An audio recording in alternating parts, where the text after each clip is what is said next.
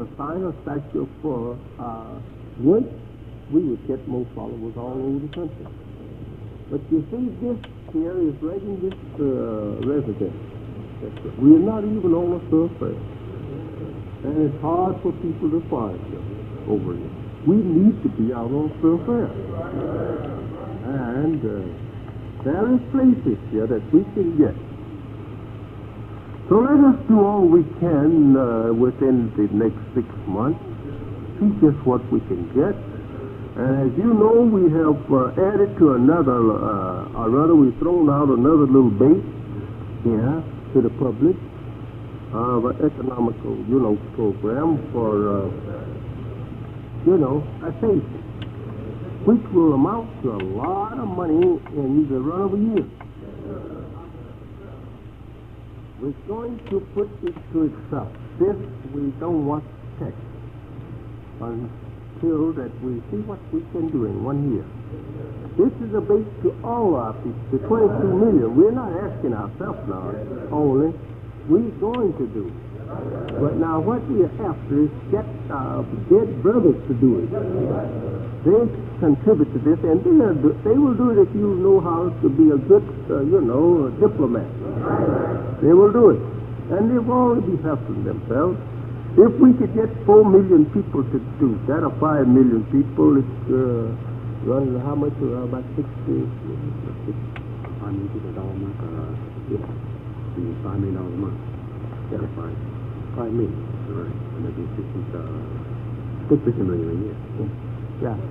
If we could get 5 million workers to just contribute just a nickel a day off their wage, 5 days a week, 25 cents, $1 a month, that would be $60 million a year in our bank to help aid our people. And if we want to do that, then that will entice all our people then to start contributing to that particular bank. It takes about $1 million to set up the bank. And then after setting up the bank, you have then something that the people will look forward to. I admire you for the first time. We are 22 million here, and we don't have no national bank nowhere in the country for 22 million people. I've had the right leadership. All the leaders was for self. He have his own national bank, and the nation have nothing. We want to build up something to help fight poverty and want. If we had $60 million in the bank today, it would aid a few people anyway. Because it takes a lot of money to aid, millions of people. Because if you give them $1 worth of food a day, that's $1 million. If you give 22 million people $1 worth of food a day, that's $22 million you got. So you got to go in those billions of dollars together. This will make it. Get these people working into this in a few years, you have $1 billion. That's right. Because some of these fellows have money. When he see your bank is strong enough to talk into millions, he will put his little million over there. Then he will share with you so much of it. And I see we on the road to great success if we can hold out. As the old Bible says, blessed is he that holds out, and endure to the end. Because if you can go through the rough, on the end of it, there is ease. The Holy One said, after difficulty comes ease. And I can tell you myself, as you know how much I have went through. I still is not through going through with it, but still we have it a little easy. I can walk and talk a little better now than I could 30 years ago. But we suffer. And we take much. But the good end is for those who have patience. Yes, sir. So now, You see how far we're off in trying to get this paper, and we say we're trying to get the Word of God to you. Prove it. Take the paper. Ministers, if your followers won't do it, you get out and do it. Leave your pulpit and go on out there and start hailing people. Say, hey, our teacher's right down the such and such address, and I just want you to see and read some of our newspapers. See what you think of our teachers. And I would not jump to conclusions, brother, before studying the people. We are very much misunderstanding. So take this paper. It's very reasonable. Take it. It don't cost you much. And read about us. If you want to come to us, read about us. And learn something about us through our paper here. And they will buy it. And you will be spreading the truth. And Allah will bless you for getting up, going out in the street yourself, and trying to get people to get to the people with the truth. And you'll find people coming to your temple, filling your temple up. Don't sit down waiting for someone else. Well, I told them to go out and try and find the people and tell them to come to the temple. But they don't bring them in. They don't hunt no more. They don't fish no more. You the biggest fisherman is there. If you won't fish, you're no good. And well, these little fellows is not going to fish. They don't think you throwing in your line into the water. You're not taking no hook. You're just sitting there looking at them. You're not dragging no net. Help them, and they will think more of you. Help them. Captains, you must help the minister. You must help him to get it over to the people. And lecture your FOI to follow the minister and aid him in getting to the people. And this Allah will bless you. And ministers will be blessed, and you will be blessed. Honor and respect your minister, not to say you make an idol out of him, but honor him according to his position.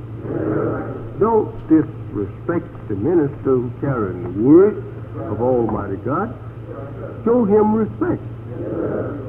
And make him to show respect to himself and you too.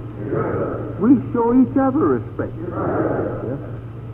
But we are not the type of people that we try to be proud of our office. I'm a little over you. No minister should go before his people busting his chest.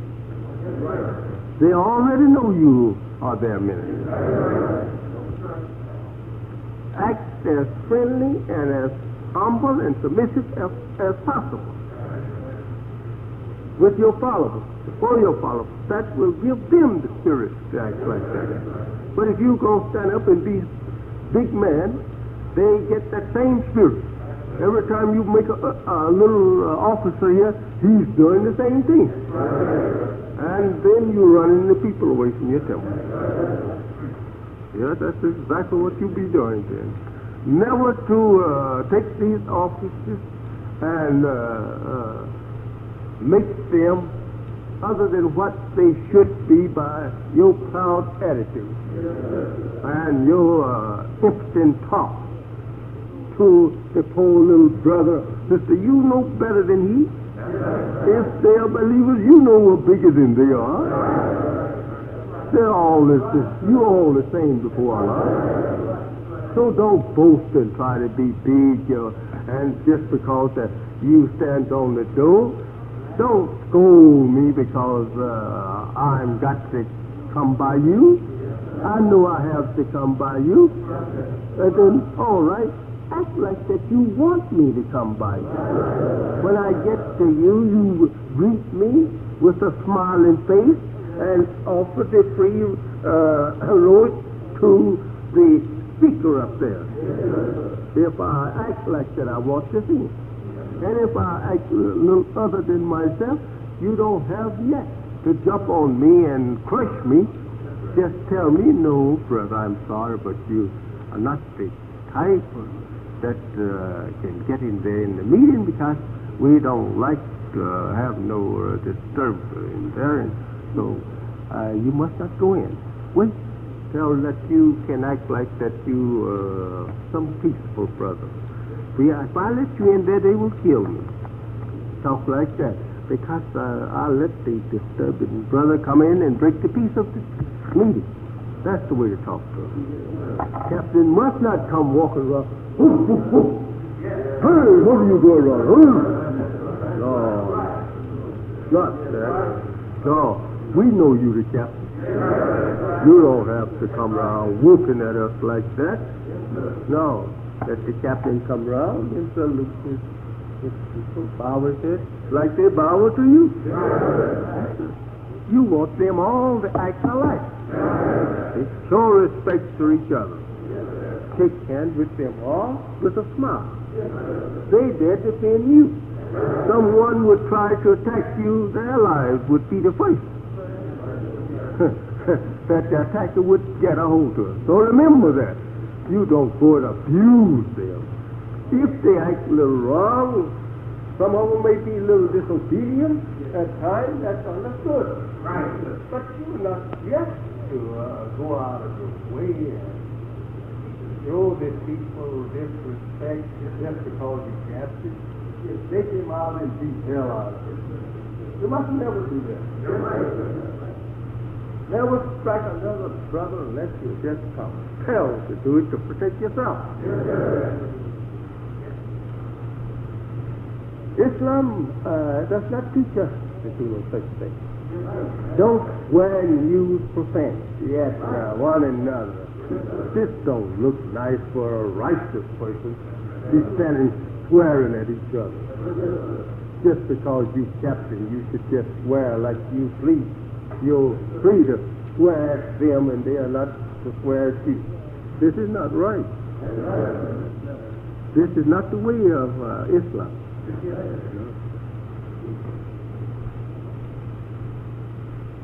When a man has committed some act unbecoming the fruit of Islam's law, rule, your so-called minister, tell him to come here. There's brother so-and-so. He have this, thus and thus, brother minister. What is your answer? What is your decision? You let him do that, not you. Don't take the brother down in the basement and beat him and then send him home.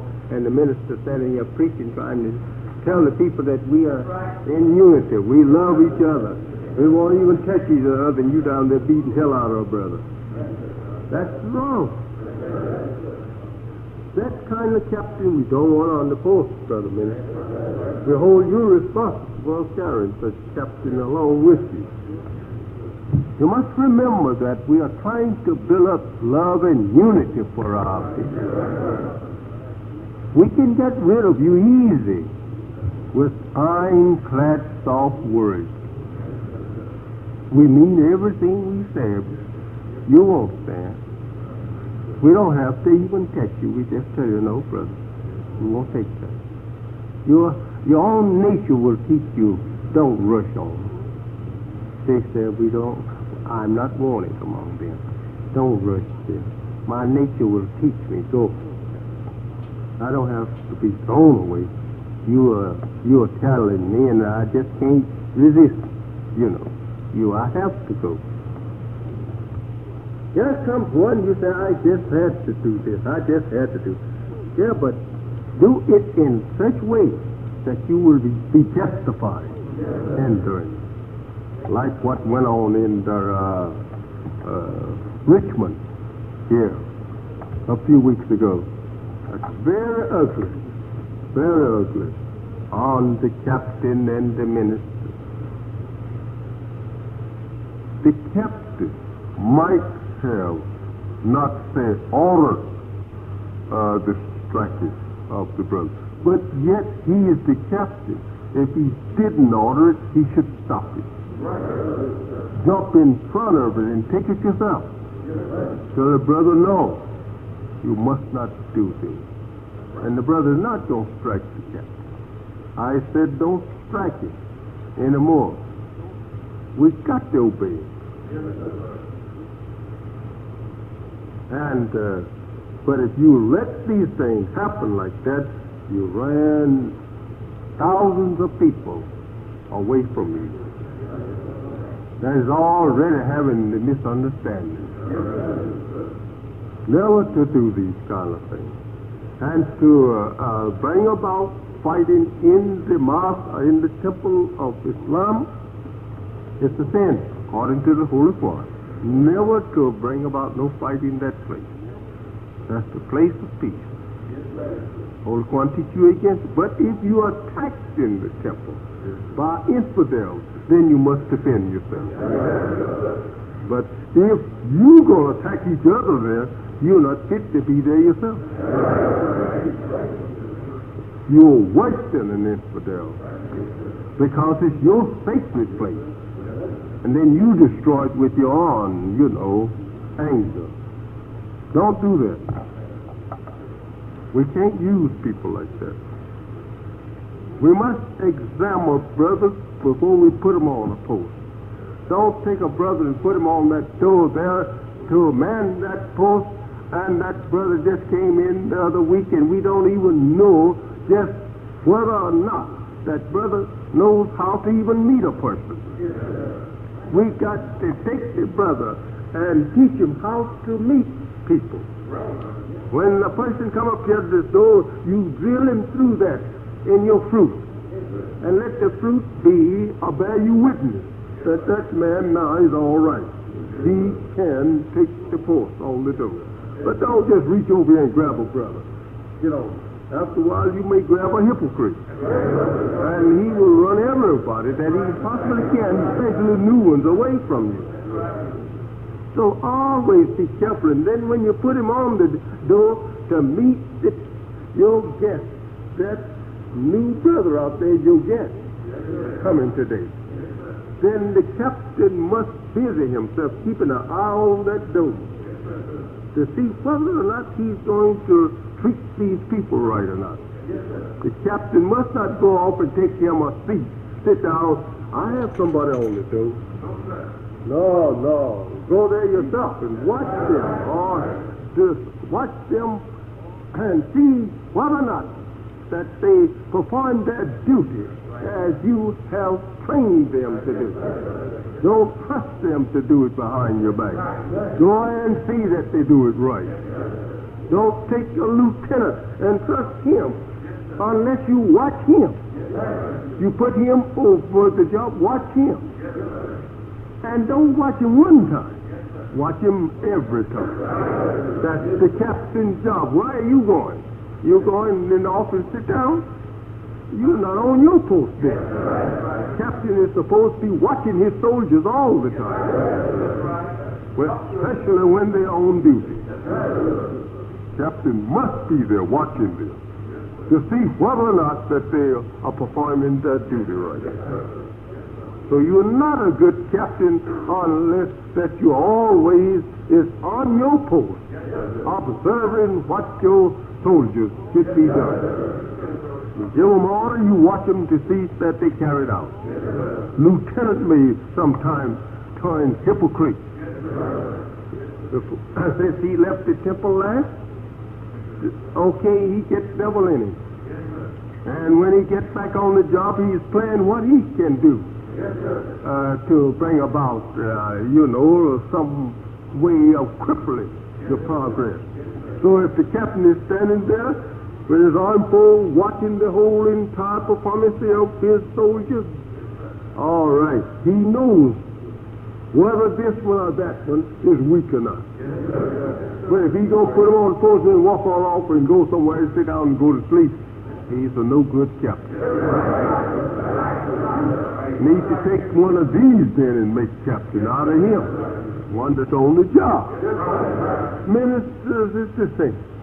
If you're going to tell everybody in front of you to go and try and get people here to you, and then you go back and lay down and go to sleep, you no good. You don't have them here. Try and get them yourself, too. All of us is out here after the king. Do something. If it's nothing but try and go to the barber shop. Sit down there and find some way to ease a little Islam into them while you're talking. Not in no way to make them angry with you, but just come into them easy. Come in on the church. Talk about church. Say, you know, I know a preacher once. He used to preach something. I have slipped upon them many times in their own way. And when I get through with them, they was in my way. It was Islam I was easing in on them. Yes, sir. But I come in under the cross. And they didn't see the crescent until I had broken the cross.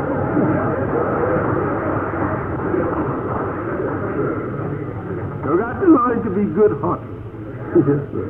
So let us get away from this stuff about being. We have been too lazy on our job. I'm just telling you the thing. You have been too lazy on everything. Yes, sir. We get full up too quick. We get, what we need too quick. We get rich. And we get all our needs taken care of. And we just want to now just while around. I believe I get in my car and go and I take a little fresh air. Not to say I believe I'll go over to such and such place. Maybe I might convert a fellow over there. I want you to remember this is foolishness. You've got no time to go out catching fresh air and going out to look at some sport game of some kind. We've got no time for sport and play. Preaching that the fire is now kindled, and that it will be burning here now in a few days. What time you've got to sit down and look at TV, cutting the food on it, and look at some game out there, ball game, or going around listening to someone just telling lies, sports, joking, and all like that, and you joining in with them, having a little fun. You got no time to have no little fun now. Have some little truth. I said, if you want to go along with me, let us take 6 months to test it, all of us. Let every one of us test each other and see what we can do. And at the end of 6 months, if we are not fit then, we're not fit to go no 6 years. Let's go to work. That's the thing. Go after the dead with everything we have. Everything. Don't irritate him. Let's just go to him in a nice manner. Not that I'm telling you, go out there, stop him and choke him and tell him, come on. No force, nothing. No, don't force. Just tell him, that's sufficient. He will thank you because the time is here. They're ready out there. All they need is a good fisherman. If I was not chased by so many vicious hounds, I would show you how to get out there. I used to get them long time ago, when the time was, when the game was real hard to capture.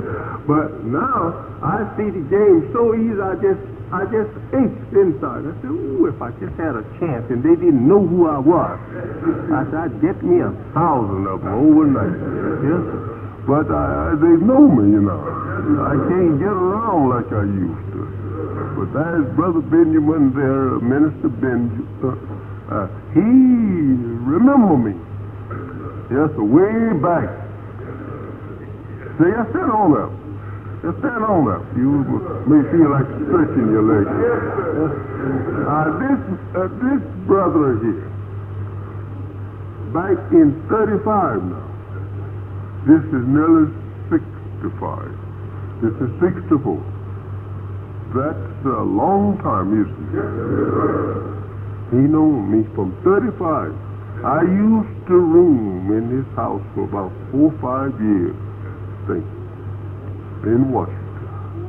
And he used to go out and bring some of the toughest, as the boys call them, cats.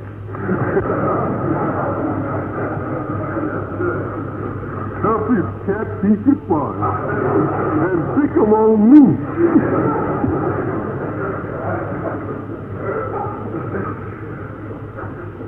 One day I got to looking at him, I said, he thinks he'll find some cat yet that's outside. I'd whip all of his cats he brings. He'd shake his head and he'd go out after another. Look like he say, I will get you after a while. I know one is real bad. So he'd bring me a real bad one. When they leave me, I have him all week. So he'd look at me again. Looks like he said, where did this man come from?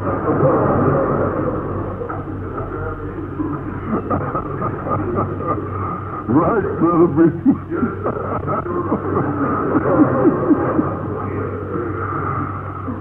Oh, I used to tell him, I said, one of these days, I say, you see, I said, I have a temple right here. I said, you'll be in it. I said, you'll be with me then.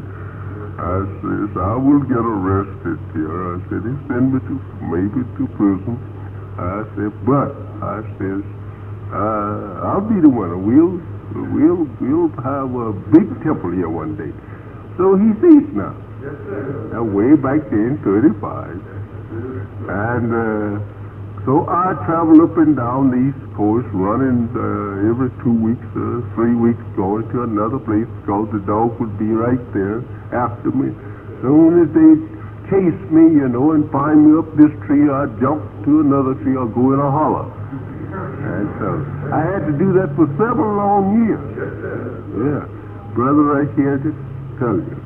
He and his wife could give a better, I would say,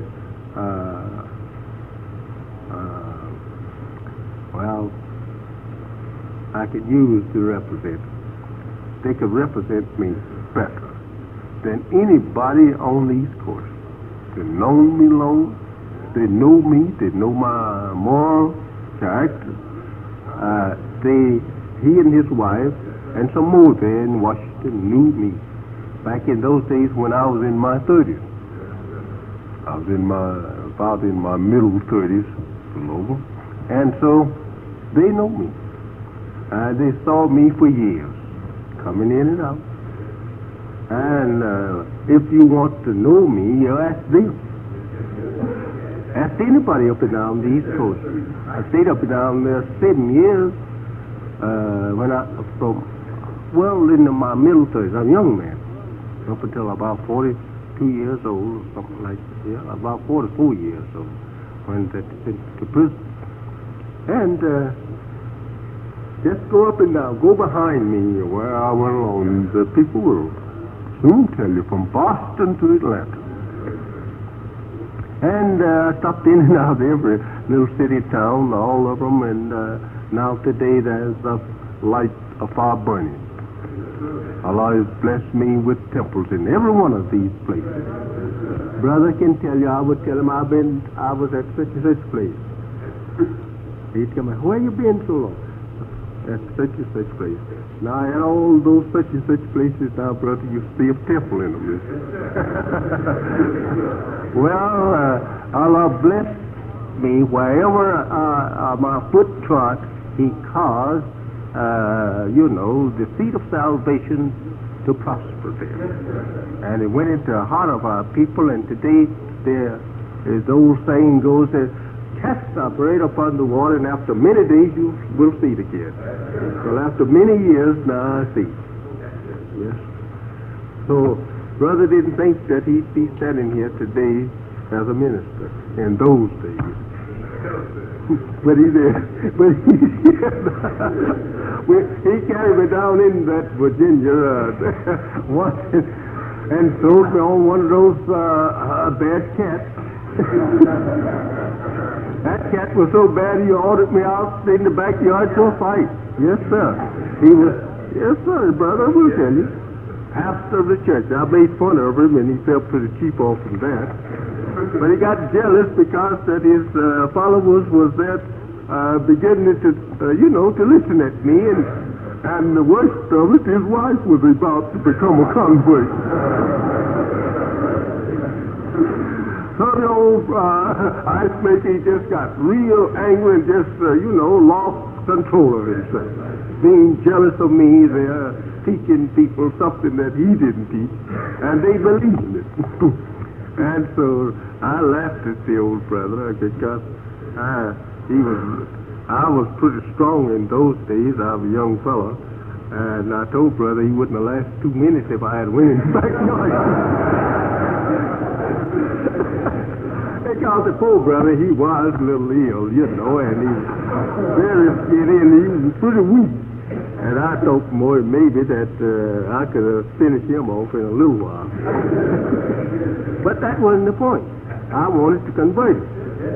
I wouldn't argue with him. I didn't talk that kind. I made them look pretty cheap for talking to me like he did. Yeah. He didn't have enough truth to fight me with truth. Why now you want to take it out physically? Made a fool out of it. Yes, sir. But this is the thing we must learn to do. Be very diplomatic. Fight whenever, use your fist whenever you got it to do. And then make a good job out of it as you did out of your, the tongue. All ministers have to be good fighters both ways. Because they can be attacked all right, don't they? But though I don't leave everyone to be like myself, I never expect to get in no kind of fight physically. Because I believe I can always outwit you with the word. And I will make you come off from that, and after a while you will be shaking my hand. And yet I wouldn't show you that I'm a coward. But I just believe I can outwit you with the word. And have you coming down and be my brother after a while. So, brothers, here today we are talking over this 6-month work. You may be seated, but unless you have something you want to say yourself. Was there anything you want to say yourself? Yes, I would like to tell my brother here, what is the Holy Apostle sitting in his right? He's a real fish. And as he said, I can bear witness that he knows how to fish. Because I went around with him. And he was teaching me how to fish. And I didn't realize that until just 2 years ago what he was doing.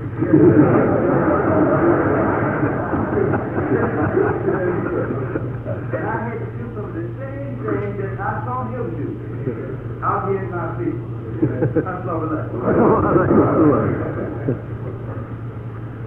And cannot we get these papers over to the people?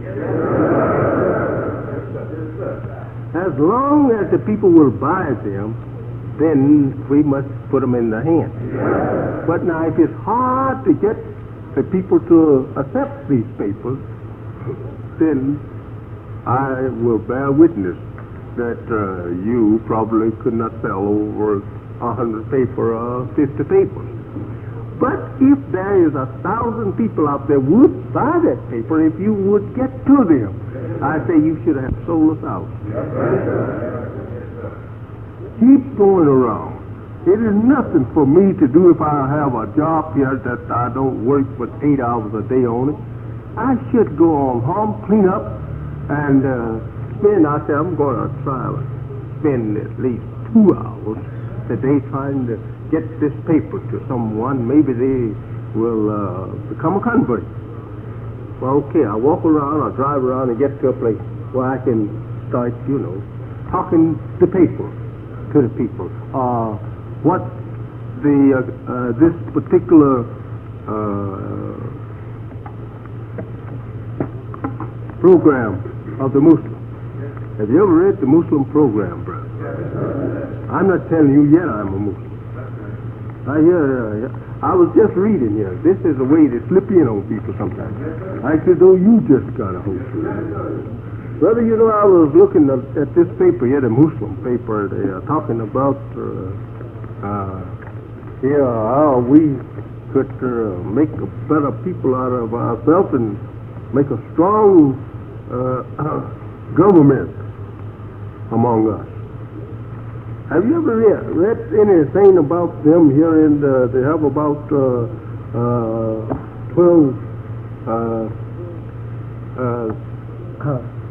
little paragraphs here that they call, different, ways they intend to try to enthuse us with.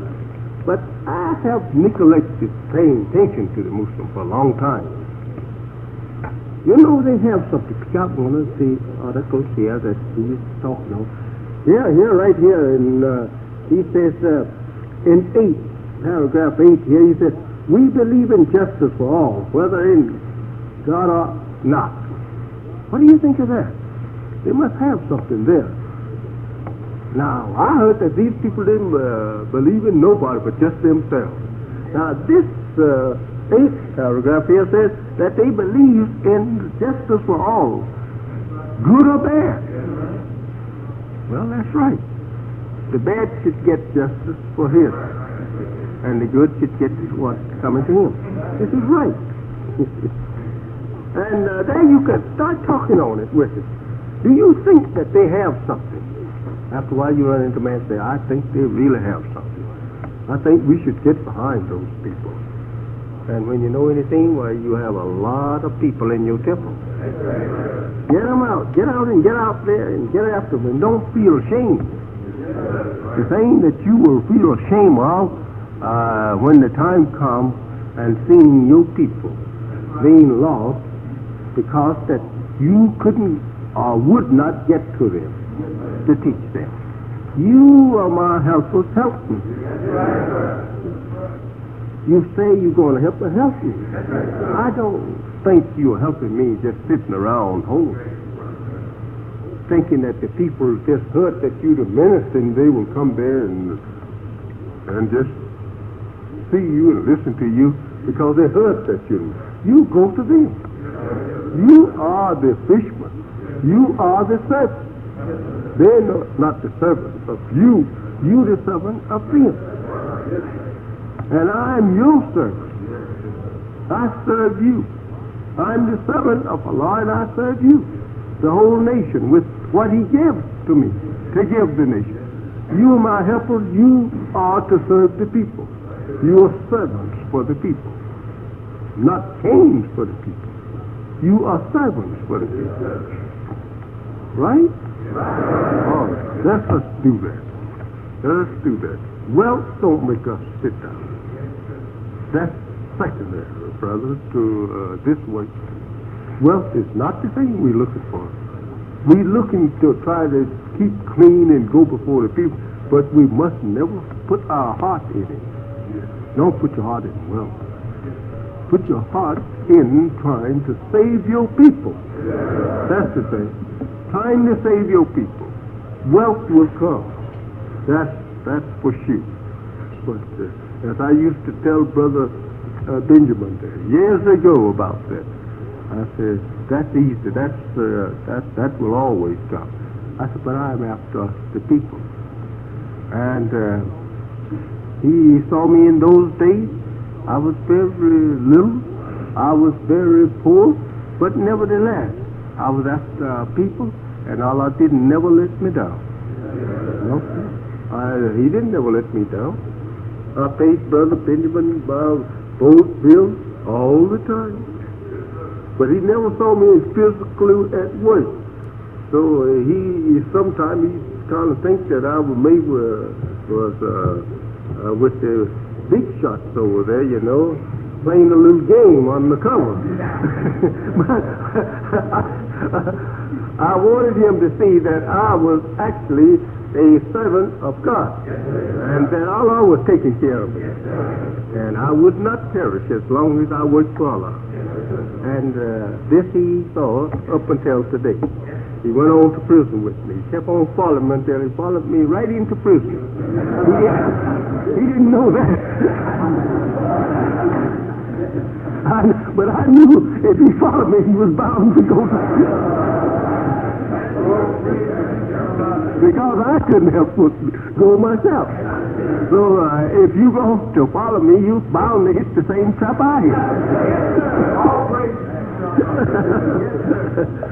So you ministers who have never been to jail, don't be blinking. You might go. So you captains who have never been to jail, don't be blinking. You may go.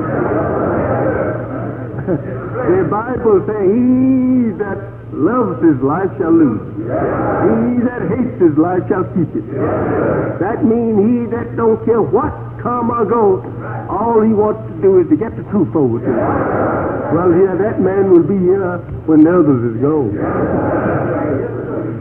As Brother Benjamin can bear me witness, he used to see me storm Washington there back in the early 40s, 41. There I was fighting, telling them, and up until Japan attacked Pearl Harbor, I was preaching it then. The day when they attacked. Okay. He saw me right on up to the bitter end. And he saw me in prison, standing right in the prison, preaching it there, putting it on blackboard right there in the prison before the warden, the guards and everything. He saw me stand there and teach right in the prison of the guards. But I'm always skillful enough that you can't catch me, you know. You can't tie me up, and I'll preach right before anyone. He can't do nothing with me because I always have a way of maneuvering the truth in such way that you can't say nothing. I'll say, well, he did that. So he right here can tell you that he saw the guards there stand there, you know, in this look. Look at me putting figures on the board. Watch me. And listen to me teaching, you know. And they just stand and look. Had to walk away. Couldn't say nothing. They couldn't say, come on and go to the hole. You're not doing nothing but making trouble on. And one old guard, he almost converted him. I forget his name, but Brother Benjamin remembers it. He stood there, he almost was converted. Next day, that Monday morning, he told all the other guys, he said, he hit me with his hand on my heart like that. He said, it's right there, it's right there. He said, he got it right in it. He said, I never heard such